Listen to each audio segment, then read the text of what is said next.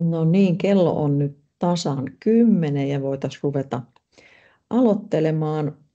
Eli huomenta ja tervetuloa tähän STEKin resilienssiaiheisen haun ensimmäiseen hakuinfoon. Mä oon Kirsi Gimisanov ja meillä on linjoilla täällä mun lisäksi Tapio Koivu, STEKin toimari. Ja Moikka. tämä hakuinfo ja ilmestyy sitten meidän nettisivuille katsottavaksi myöhemmin. Pyrin myös täällä esitettyjä kysymyksiä sinne lisäilemään UKK-osioon. Eli se, mitä tässä nyt on tapahtumassa tulevan tunnin aikana, niin Tapio käy läpi tämän haun pääkohdat ja tämä hakuilmoitushan löytyy myös meidän nettisivuilta. Ja tämä esitys on palasteltu 5 osioon ja jokaisen osion jälkeen otetaan tai käydään läpi kysymyksiä, joita voitte jättää chatissa. Ja esityksen päätteeksi pääsette sitten ihan omalla äänellä kysymään, eli mä jaan siellä sitten puheenvuoroja sitä mukaan, kun niitä pyydätte tuolla Nosta käsi -toiminnolla. Mutta jos nyt pitemmittä puheitta aloitetaan, ja tosi kiva nähdä täällä näin paljon porukkaa linjoilla, mutta jos Tape vaikka aloittaisit he ensimmäiseksi lyhyellä STEKin esittelyllä. Kiitos Kirsi, näin tehdään ja tosi kiva, että näin hyvä joukko osallistujia on saatu tähän ensimmäiseen hakuinfoon. Kiitos siitä. Tosiaan mä oon Tapio Koivu STEK ry:n, eli sähkötekniikan ja energiatehokkuuden edistämiskeskuksen toimari. Me ollaan yhdistys, jonka jäsenistö on 10 toimialaliittoa ja meidän tehtävänä on rahoittaa hankkeita avustuksilla, jotka vauhdittaa tavalla tai toisella energiasiirtymää. Me rahoitetaan tutkimus-, kehitys-, innovaatiotoimintaa, myöskin koulutusta, mukaan lukien tiede- ja teknologiakasvatus ja sitten muita tämmöisiä viestinnällisiä hankkeita, kampanjoita, jotka edistää alan houkuttelevuutta esimerkiksi nuorten suuntaan.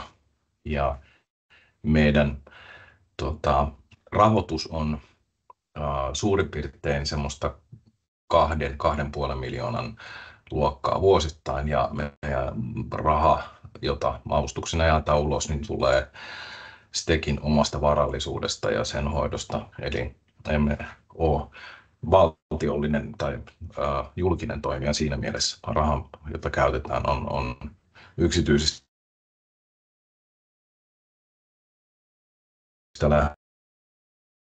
toivottavasti heijastuu tässä haussakin.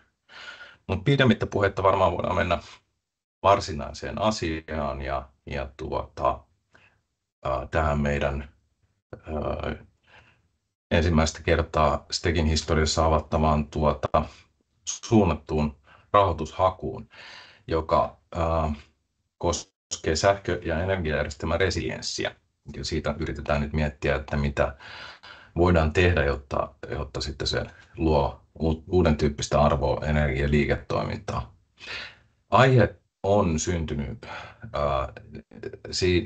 sillä tavalla, että viime vuoden alusta, kun uusimme strategiaa, niin totesimme, että kun STEKissä kahden minun ja Kirsi voimin ei ollut niin hirvittävästi semmoista viisautta, että me pystyttäisiin keskenämme sanomaan, että mihin rahaa kannattaa laittaa, niin perustimme tämmöisen tavan tehdä vuorovaikutusta erilaisten toimijoiden kanssa, meidän jäsenistön, sidosryhmien, rahoitusten saajien kanssa siitä, että miten yhdessä löytää keskustelua vuorovaikutuksen kautta sitten semmoinen tapa tai aihepiiri, joka sopii meidän tyyppiselle rahoittajalle. Energiamurroksessahan on liikkeellä ihan hirvittävästi investointeja, rahoitusta on myöskin sitten kehitystoimintaan ja meillä tietysti on haaste jatkuvasti miettiä, että mikä meidän erityinen lisäarvo tässä on.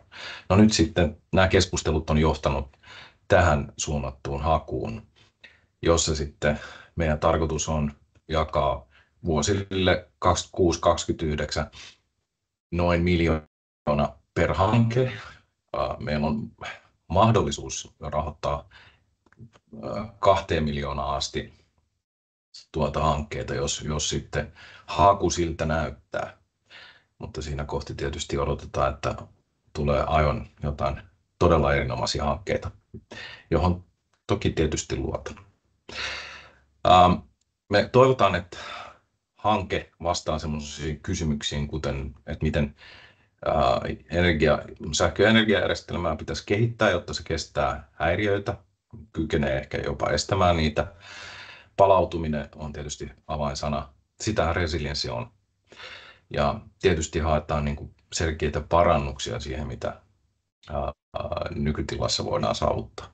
Ja tietysti me katsotaan tätä ikään kuin arvoketjujen kautta myöskin, tai toivotaan, että katsotaan sitä, ja mikä se lisäarvon tuottaminen tästä toiminnasta on iso kysymysmerkki, koska resilienssi ja semmoinen varautuminen noin yleisesti ottaen on asia, joka on must-juttu, mutta kuka siitä maksaa, niin se on aina vähän hämärän peitossa. Miten arvontuottoa voisi toteuttaa ehkä paremmin tämmöisessä arvoketjussa?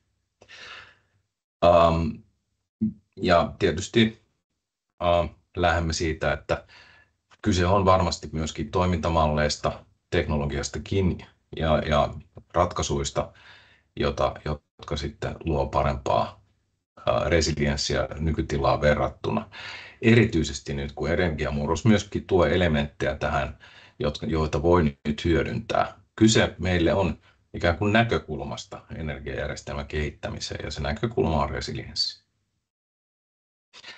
Me halutaan tietysti vaikuttaa positiivisesti, kuten meidän missiokin siitä energiajärjestelmän kehittämisestä ja energiamurroksesta sanoo.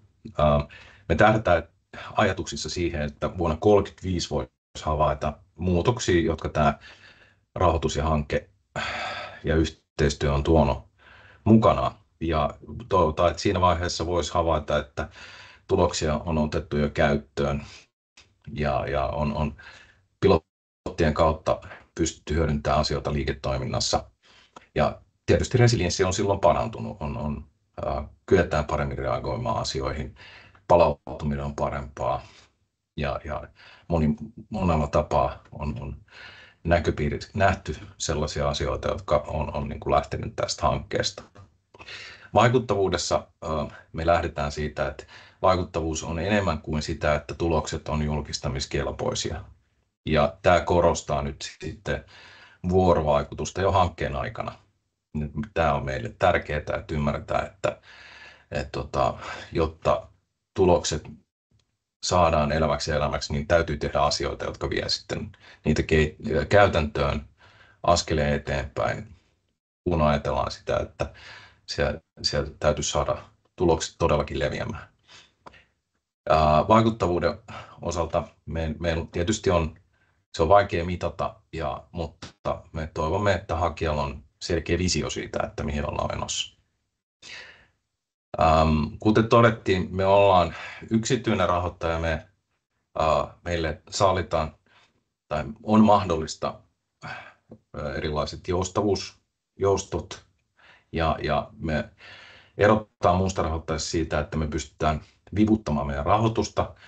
Eli esimerkiksi nyt jos rahoitukseen lähdetään ja se 1 miljoona laitetaan hankkeeseen, niin sen rahoituksen muotoa voi muuttaa matkan varrella. Esimerkiksi omarahoitusosuuksiksi joihinkin muihin hankkeisiin, jos tarve vaatii. Tietysti me halutaan kohdentaa se sellaisiin asioihin, jotka on sovittuja ja siinä sitten koetetaan myöskin seurata, että niitä tapahtuu, mutta että sielläkin tietysti ymmärretään, että suunnitelmat voi muuttua ja ohjausryhmän rooli tässä suhteessa varmasti nousee tärkeäksi. Me lähdetään myös siitä, että porukka, joka tekee, voi täydentää matkan varrella ja budjettia tietysti voi suunnata myöskin sen mukaisesti.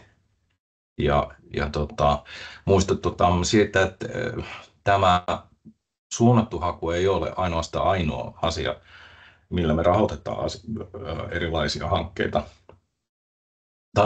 tarpeen vaatiessa. Tietysti jos nähdään, että syntyy todella hyvä ja positiivinen drive tämmöiselle kokonaisuudelle, niin mikä ei estä meitä myöskin lisäämästä rahoitusta tämän perään.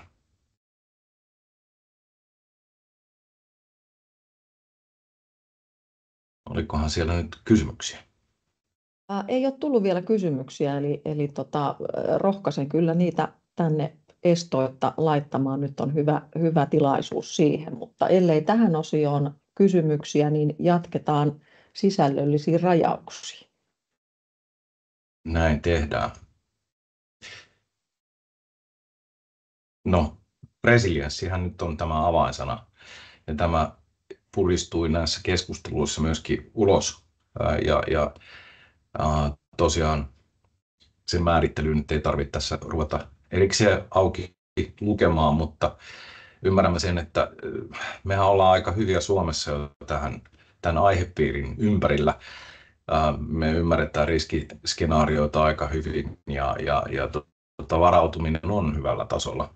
Me nähdään tämä koko aihepiiri laajana sikäli, että on niin kuin, tämä ei koske yksittäistä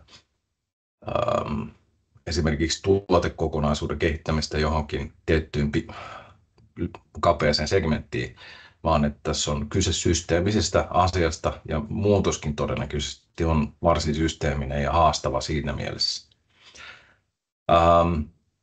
Me toivotaan, että tosiaan tämmöinen niin kuin tarkastelu siitä, että miten arvoa luodaan, niin on oleellinen osa hanketta. Kuka maksaa esimerkiksi siitä, että varaudutaan, niin on hyvä kysymys.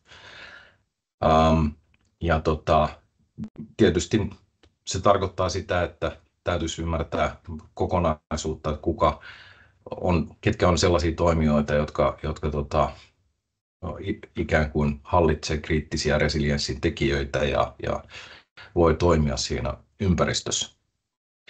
Mutta ei kannata unohtaa ihan tavallisia kansalaisia. Paljon resilienssissä on kiinni siitä, että ihmiset kriisin kohdalla osaa käyttäytyä sitten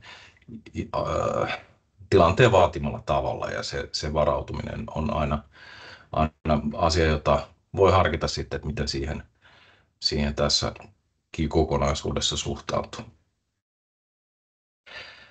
Mutta koska tämä on systeemistä, asia on laaja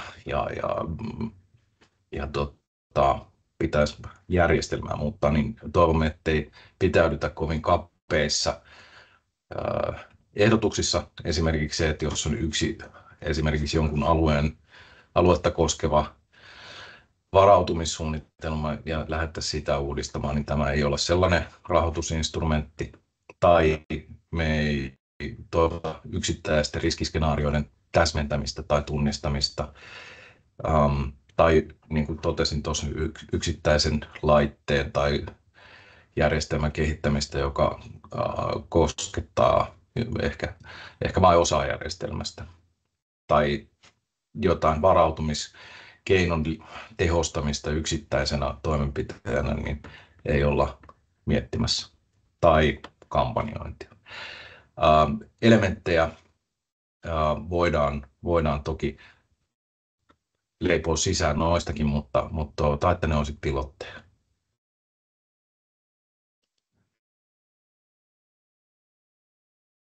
Sisällöllisiä rajauksia olisi seuraavana, mutta siellä oli jo käsi ylhäällä, mutta tässä kohtaan, jos voisin pyytää, että laitatte chattiin viestejä, että selvitään tästä tunnissa kunniakkaasti aikataulussa. Eli oliko sieltä joku kysymys kenties tulossa vai oliko kädennosto vahinko? Joo, täällä oli Jari Ihonen kysyi, että onko painopiste piloteissa.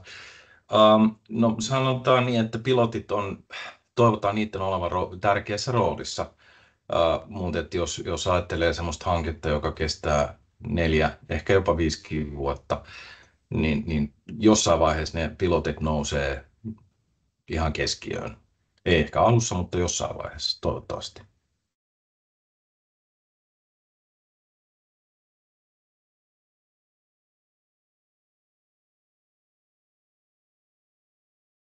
Mennäänkö Jos ei tule muita sitten kysymyksiä, rahoituksen niin rajauksiin? mennään eteenpäin. Mulla olisi yksi kysymys tulossa, mutta kirjoitan parhaillaan. Okei. Todennäköisesti meille jää muutamaan live-kysymykseenkin tuolla lopussa aikaa. Mutta mennään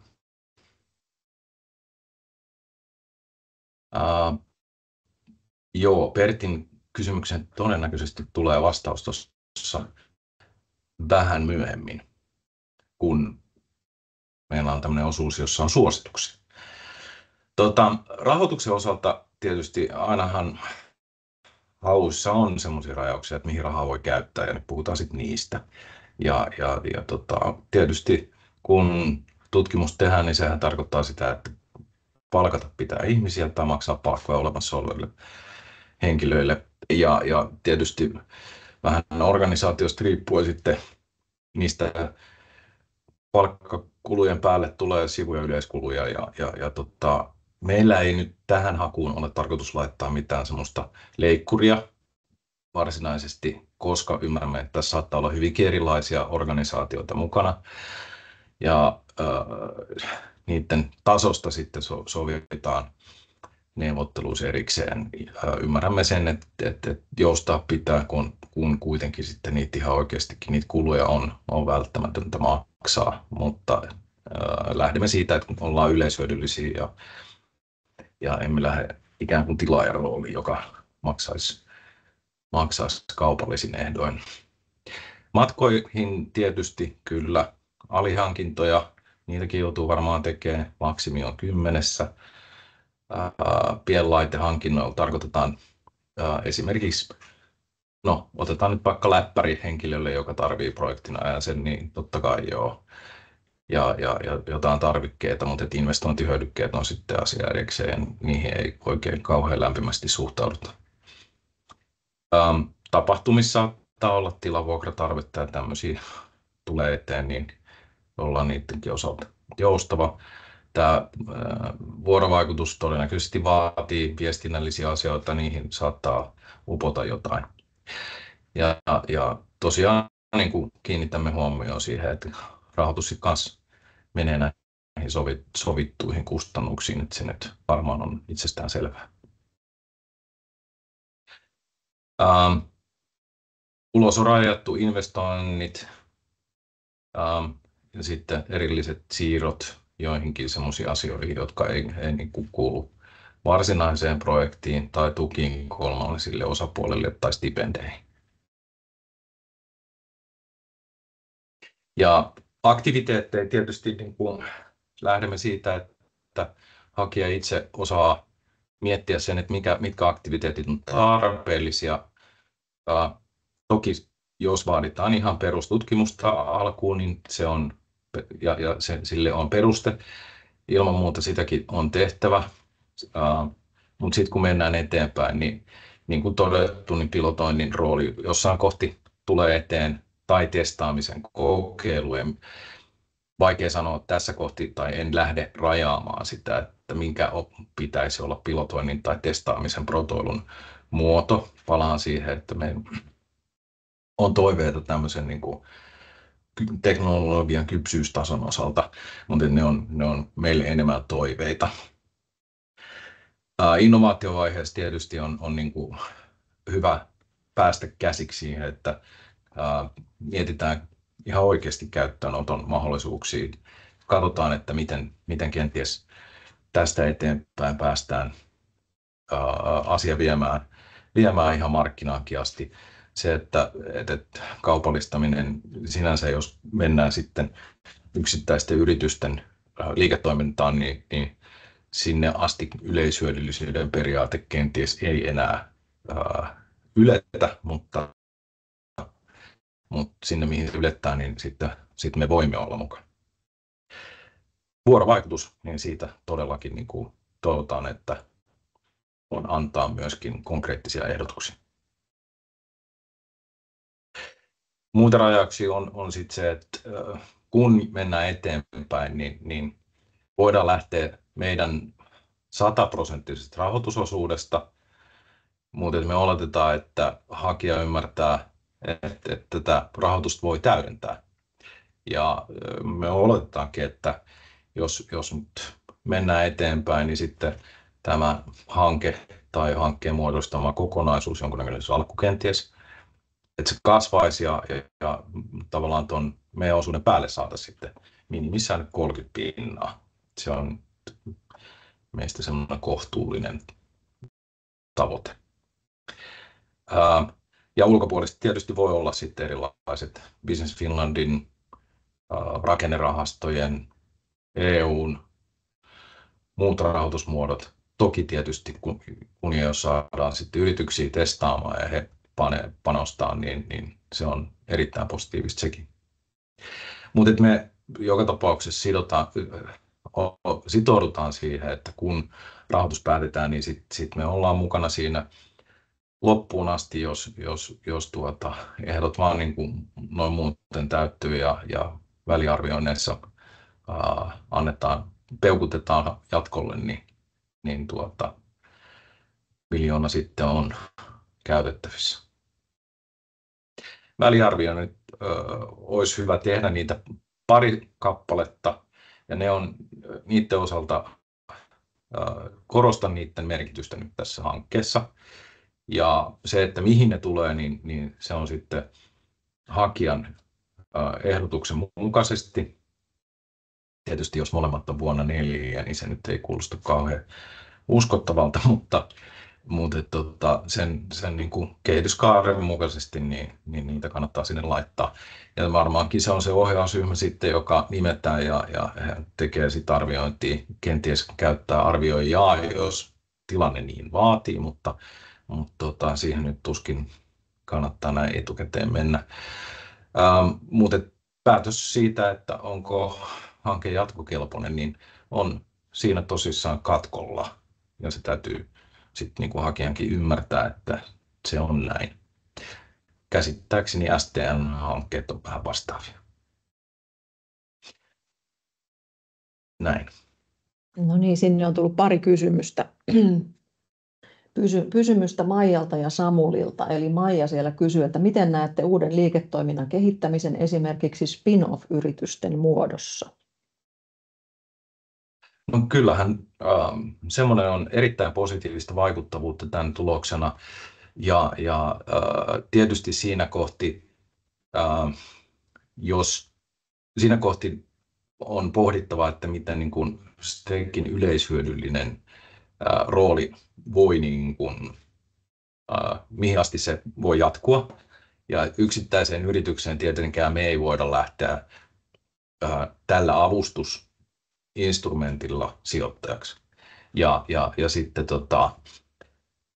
muuten reunaehto on tämä ja muusta tietysti niin kuin voi neuvotella ja kannustan lämpimästi siihen, että jos syntyy spin-offi, niin se on erittäin hyvä juttu.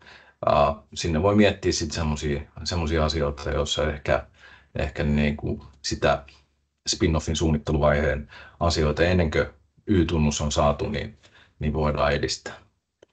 Inkindit, täällä on Samulilla kysymys, jos mä menen nopeasti noin läpi, niin voidaan lukea inkindit panostuksena, mutta että se nähdään sitten neuvotteluissa, että minkä tyyppistä se on ja mihin se tulee, niin ilman muuta se on positiivinen asia. Mutta että en anna siihen mitään semmoista kaavaa etukäteisesti, että se on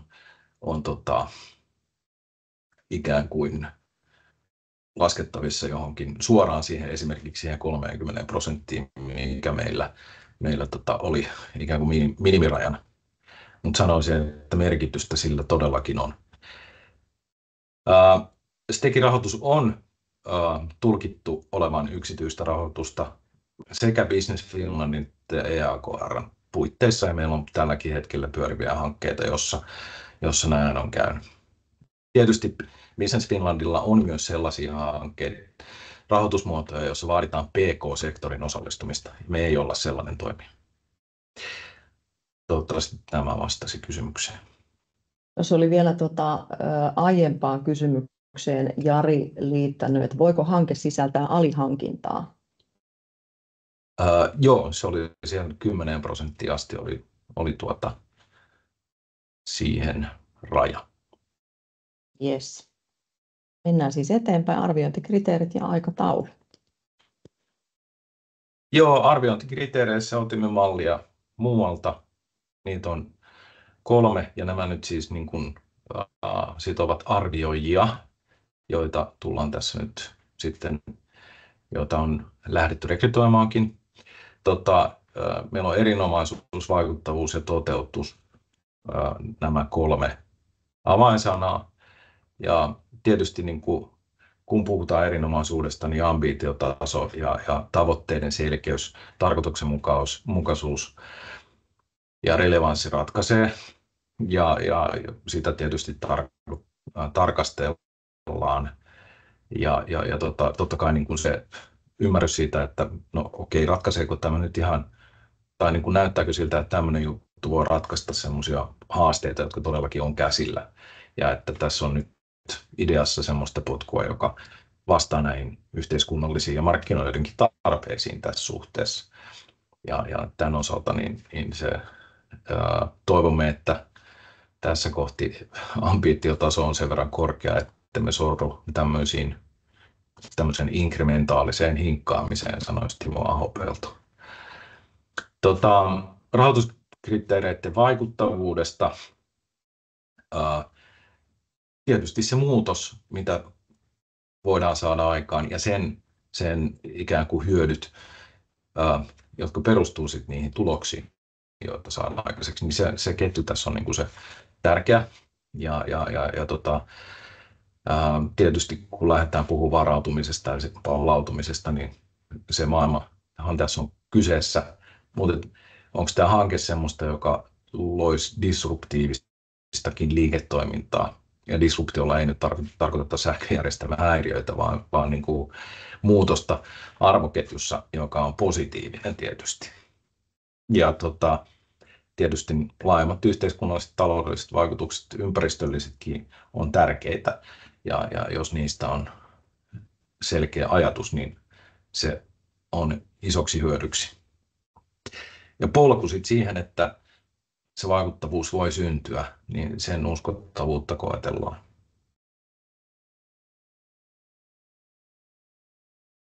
Toteuttamisen osalta tietysti hyvä suunnitelma on tärkeä. Se kertoo siitä, että on kapasiteetti ja kyvykkyys myös toteuttaa. Ja vaikka suunnitelmaa joudutaan varmasti matkan varrella täsmentää muuttamaan, niin silti suunnittelu on tärkeää. Ja silloin niin kuin, työsuunnitelman laatu on selkeä kriteeri. Menetelmät, tavat tehdä asioita, niitä punnitaan, vaiheistamista, osatavoitteita, varmasti hakijoille ihan tuttua maailmaan tämä. Mutta että se, että jätetään sitten siellä loppupuolella asioita kenties semmoisiksi, jotka on epätarkemmin kuvattu, niin me emme siitä säikähdä. Mutta että myöskin osaaminen, konsortion asiantuntemus, niin se on tärkeä tekijä. Ja tietysti sitten punnitaan sitä, että onko aikataulut, resurssit, budjetit realistisia ja että niissä on semmoista tarkoituksenmukaisuutta kokonaisuudessa. Aikataulu menee nyt silleen, että haku on avattu keskiviikkona ja me suljetaan tämä marraskuun lopussa. Tämä hyvin vahvasti tuli hakijoilta semmoista viestiä, että jos haluatte nyt semmoista hakua, jossa on mahdollisuus tehdä uusia asioita, niin kannattaa ottaa pikkasen pidempi hakuaika kuin mitä me oltiin alun perin ajateltu ja otimme tästä vaarin. Tämä on ensimmäinen hakuinfo, ensi viikolla on toinen tämmöinen samanlainen ja näitä kysymyksiä tietysti sitten pyritään vastailemaan muutenkin. Arviointi käynnistyy heti ton sulkeutumisen jälkeen ja jouluyliarvioilla on sitten hauskaa tekemistä kinkun syömisen ohella. Ja päätökset rahoituksesta me saadaan sitten ulos STEKin hallituksesta, joka on se lopullinen päätöksentekijä, tammikuun kokouksen jälkeen. Ja sen jälkeen sitten neuvotellaan sopimus tuosta rahoituksesta ja toivottavasti ennen maaliskuun alkua saadaan sitten hanke käyntiin. Sitten siitä eteenpäin alkaa jo ikään kuin seuraavan teeman tunnistaminen, tai jos näyttää siltä, että tämä teema vetää mukanaan todella hyvin, niin mikään ei estä meitä miettimästä sitä, että jatketaan täydentävällä rahoituksella ja uudella hakukierroksella, joka liittyy tähän aiheeseen. Käynnistyspäivä, kyllä, 26 eikä 25. Siellä oli pieni typo. Kiitos sen bongaamisesta. Näin.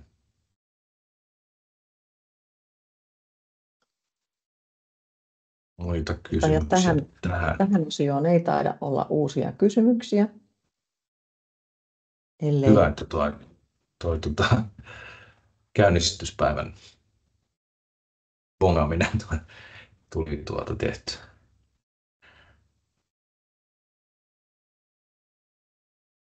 Jatketaanko sitten suosituksiin? Joo. Nyt kun puhun suosituksista, niin todellakin tarkoitan sitä, että nämä ovat vain suosituksia. Näitä ei ole tarkoitus noudattaa kriteereinä, eikä nämä ole mitenkään ikään kuin pakottavia sen osalta, että mihin asioihin pitää väkisin ikään kuin rajautua, mutta ne antaa vähän semmoista osviittaa siitä, että miten me ajatellaan resilienssiä ja sitten siihen liittyvä asian ikään kuin rajauksia. Me ollaan käyty tämmöisiä keskusteluja aika monen asiantuntijan kanssa pitkin matkaa, ja ne on tuonut mukanaan hyviä huomioita siitä, että mihin kannattaisi keskittyä. Tämä kalvo tuli esiin keskusteluista Huoltovarmuuskeskuksen suuntaan, ja heiltä tuli tämmöinen mun mielestä oivallinen neuvo, että kun puhutaan tämmöisistä riskitasoista, häiriöistä, niiden kestosta ja vakavuudesta, niin yritysmaailmalla ja toimijoilla, jotka päivittäin on tekemisissä sähkö- ja energiajärjestelmän kanssa ja elävät siitä, niin siellä varaudutaan enimmäkseen tämmöisiin jakeluhäiriöihin, jotka on hyvinkin tai niin kuin meille tunnettuja ja semmoisia, jotka ihan oikeasti voi tapahtua ja niitä on tapahtunut. Silloin puhutaan toimintavarmuudesta. Esimerkiksi nyt myrskyn aiheuttama häiriö on sellainen. Mutta sitten jos mennään niin kuin paljon vakavampiin asioihin, ja niitähän tietysti niin kuin päivittäin voi pohtia, että onko nyt olemassa todennäköisyys niidenkin eteen tulemisella olemassa. Toivottavasti ei. Kukahan ei näitä toivo. Mutta jos sitten katsotaan, että siellä on julkisia toimijoita ja heillä on vastuullaan sitten varautua vaikeampiin haasteisiin, häiriöihin, jotka saattaa kestää pidempään, niiden vaikutukset on isoja. Silloin puhutaan huoltovarmuudesta ja toimijajoukkokin on erilainen.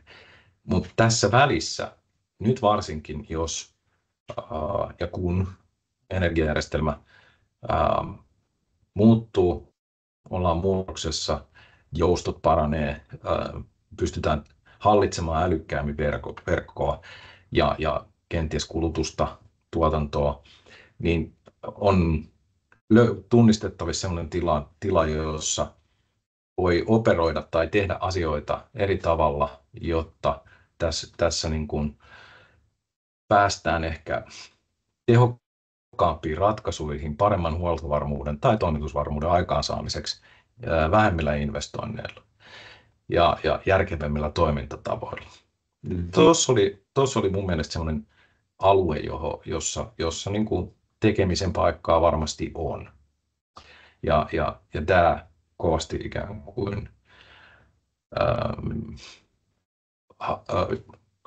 kuin houkutteli meitä stekkinä sikäli, että koska tuohon ei just nyt ole tunnistettavissa rahoittajaa, niin meille tämä on ehkä luonteva paikka olla mukana tuommoisessa tilassa.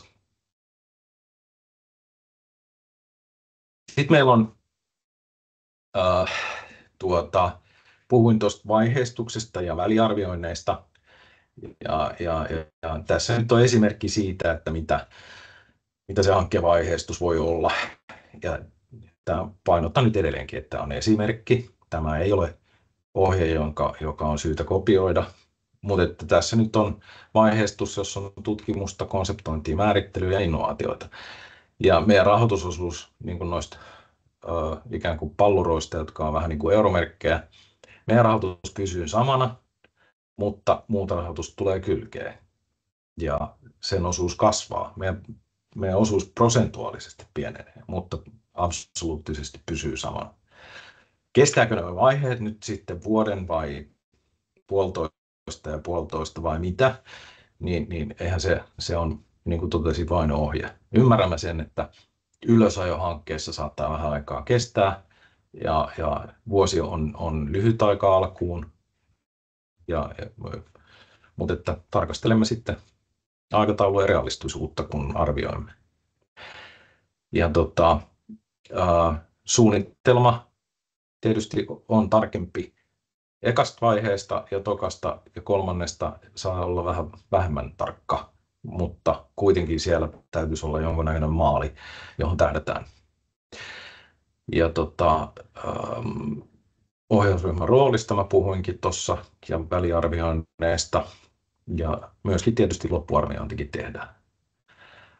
Ja toivotaan tietysti, että senkin jälkeen tapahtuu paljon asioita, jotta se vuoden 1935 kohdalla voidaan todeta, että tästähän oli hyötyä. Sitähän me varmasti kaikki toivotaan. Puhuin tuossa aikaisemmin, että mikäli teknologiaa ollaan myös viemässä eteenpäin, niin, ja tämä nyt ehkä on jonkunnäköinen ohjenuora sitten semmoiselle pilotoinnillekin, jos sitä ikään kuin teknologian osalta tässä ehdotetushankkeessa on, niin toivomme, että päästä sitten lähelle jopa tuonne kohtaan 6. Se, että mistä lähdetään, niin se on hakijasta kiinni, mutta tämä viitekehys nyt on vaan semmoinen, joka on hyvin käyttökelpoinen, ja toivomme, että jos niin kuin teknologia on roolissa, niin sitten tähän otettaisiin jonkunnäköistä kantaa. Haku on tarkoitettu konsortiolle, joka täydentyy, ja se, että mistä lähdetään liikkeelle, niin no konsortio, kai voi sanoa, että sitten 2 organisaatioa alussa mukana niin on jo konsortio, mutta että sitten laajeneminenkin tapahtuu, mutta ymmärrämme sen, ettei niin kuin kovin iso porukkaa tarvitse välttämättä heti kättelyssä saada kasaan. Ja se, että minkälainen se konsortio on alkuun, niin onko siellä sitten niin kuin ensin innovaatiopartnereita vai mitä, niin se tietysti riippuu siitä, että minkälainen aihe tässä nyt on käsillä ja mitä tavoitellaan, ja se ohjaa tietysti sitä organisointiakin. Mutta että tämä ajatus siitä, että porukkaa voi kasvattaa, kun mennään eteenpäin, ja siellä löytyy kenties sellaisia asioita, jotka on hyödyksi, kannattaa pilotoida, testata, kokeilla, niin sitten sellaisten tahojen ottaminen mukaan voi olla mahdollista. Ja vuorovaikutusasia tietysti kannattaa nyt pitää tässäkin kohti mielessä.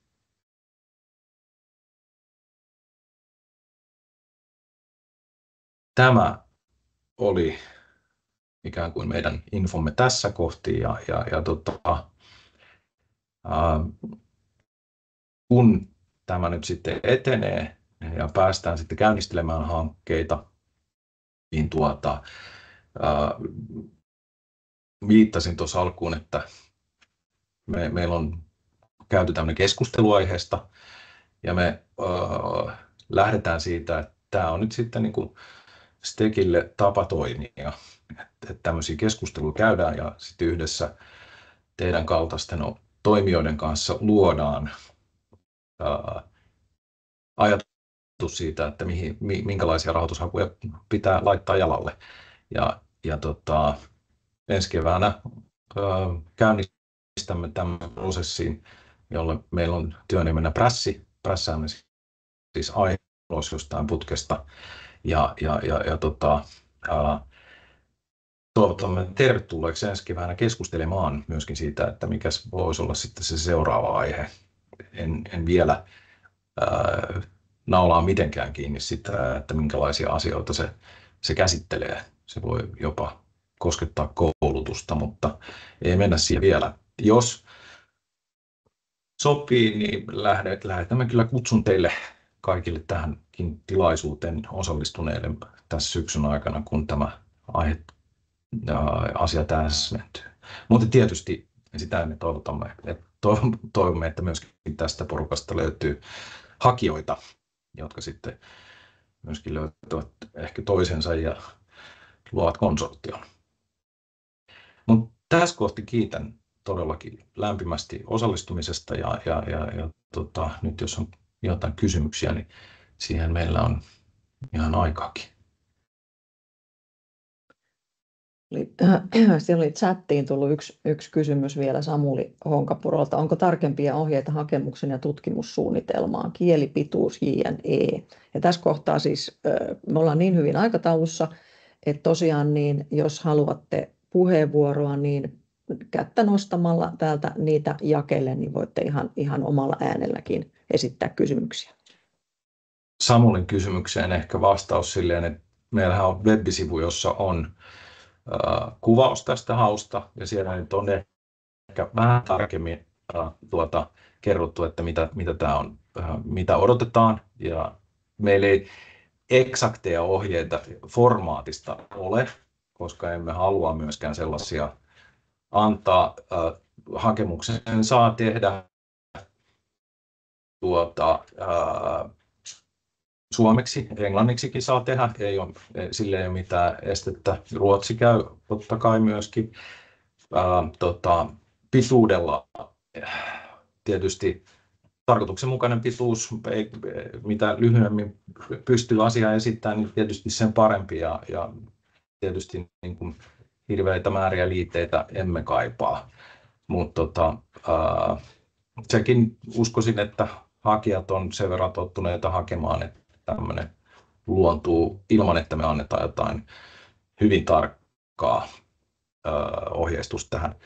Stek on siirtynyt uuteen hakujärjestelmään, tämmöiseen Rimbert-järjestelmään, joka on käytössä aika monella suomalaisella säätiölläkin se on osoittautunut nyt ensimmäisissä haussa aika intuitiiviseksi käyttää ja toimivaksi, ja sitä kautta myöskin tullaan sitten tekemään arvioinnit.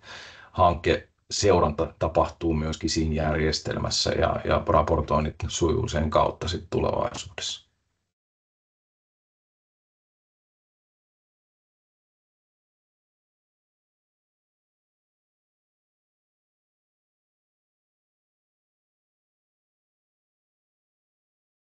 Hyvä. Nyt näyttää vahvasti siltä, että ei ole enempää kysymyksiä. Ja tosiaan tuolla kysyttiinkin, että tuleeko slaidit jakoon, niin toki nämä tulevat. Ja tosiaan pyrimme myös näitä kysymyksiä sinne nettisivuillekin sitten liittämään myös tuosta ensi torstaina järjestettävästä hakuinfosta. Mutta siellä on nyt Pertillä ja käsi pystyssä. Ole hyvä, Pertti Järventausta. Joo, kiitoksia. Tosiaan se kysymys, minkä tuonne kirjasin, yritän sitä vähän vielä taustottaa. Siis tarkoitin sitä, että kun mainitsit sanan kansalaiset, niin resilienssin ymmärretään toisinaan myös sanalla muutosjoustavuus. Ja meillä on tämä murros meneillään, ja jotta saadaan kansalaiset siihen mukaan ymmärtämään, mistä on kysymys ja miksi pitää varautua tiettyihin niin kuin häiriötilanteisiin, kriisitilanteisiin osana energiamurrosta, niin se on niin kuin tämmöinen sosiaalinen ulottuvuus, niin onko se tässä vai onko tämä niin kuin enemmän tämmöistä kovaa teknologiaa ja teknologian kehittämistä? Se sosiaalinen ulottuvuus on jotain, joka nähdään hyvinkin positiivisena piirteenä, jos sen saa tähän mukaan hankkeeseen. Emme missään nimessä sulje sitä pois. Ja ilman muuta se niin kuin kuuluu tähän kuvioon.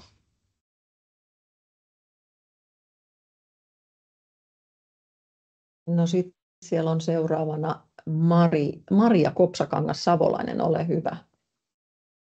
Hei, kiitos vaan hyvästä infosta. Mä olisin budjetista vaan kysynyt sen verran, että kuinka niin kuin tarkalla budjettijaottelulla teille hakemusvaiheessa niin kuin vuosittain ja yleiskustannukset sivuun kautta kaikki hahmotelmat hankinnoista, vai onko tämä niin kuin jollakin tavalla myös tässä suhteessa sitten joustava? Hyvä kysymys. Niin kuin tuossa aikaisemmin viittasin, niin budjetti saa olla sellainen, joka on mieluummin tarkka niistä ensimmäisestä parista vuodesta, ja sitten voi olla, että siellä jätetään asioita enemmän auki, kun tarkastellaan niitä loppuvaiheen asioita, koska tämä jousto ehkä saattaa vaatia paljonkin sitten muutoksia siellä päässä. Mutta mä toivoisin, että budjetissa näkyisi paljonko kukakin organisaatio käyttää palkkoihin, erilaisiin matkoihin, muihin kustannuksiin ja niin edelleen. Palkkojen osalta ja siihen liittyvien sivu- ja yleiskustannusten osalta tietysti niin kuin neuvotteluissa on hyvä perustella se, että miksi se taso on sitä, mitä se on, ja sitten katsotaan, että neuvotteluissa päästään sitten järkevään lopputulokseen, mutta että en nyt lähde, niin kuin totesin, niin me ei aseteta nyt tässä kohti mitään absoluuttista rajaa sinne budjetäärisesti sille, että mikä saa olla joku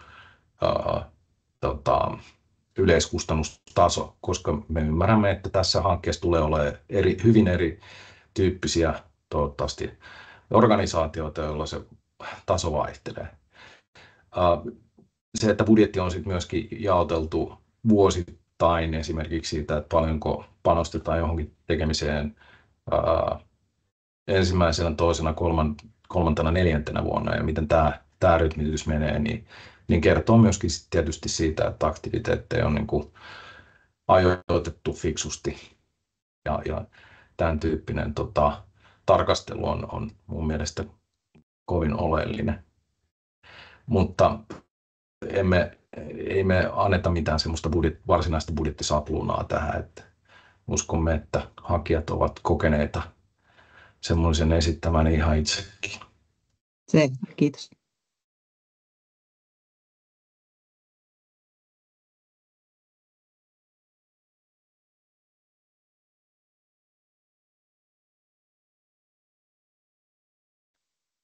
Vielä on hyvin aikaa kysymyksille, jos jäi jokin asia mietityttämään, niin nyt siihen on hyvä tilaisuus vielä kysellä.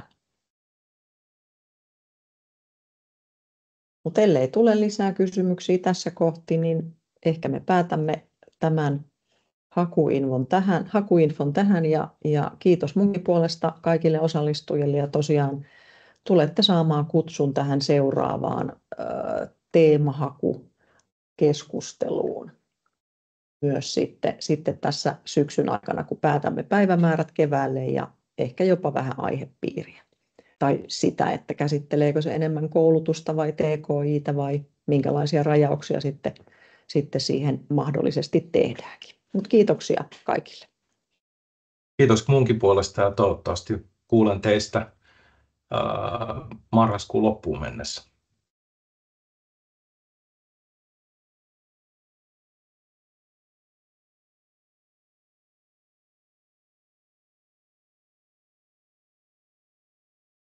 Moi moi ja hyvää viikonloppua kaikille.